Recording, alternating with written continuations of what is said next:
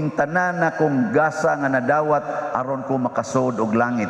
Nya gigasahan man siya sa intellectual genius or kaning bright man kay siya, gigamit niyang iyang ka-bright para makasud siya og langit. Nya unsa may iyang gihimo? Iyang gihimo nga ang iyang human reason magkahiusa og ang faith nga gihatag sa Ginoo niya. Faith and reason together. Iyang gi-combine. Nya unsa man pag-combine? Matod pa ni Saint Thomas Aquinas, kinahanglan ang reason muuyon sa pagtuo. Ang rason sa tao muuyon sa pagtuo. Example, ingos Kristo, higugmay mong kaaway.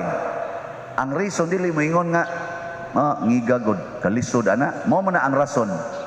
Kung dili ang rason mo ingon, imo maning pulong Lord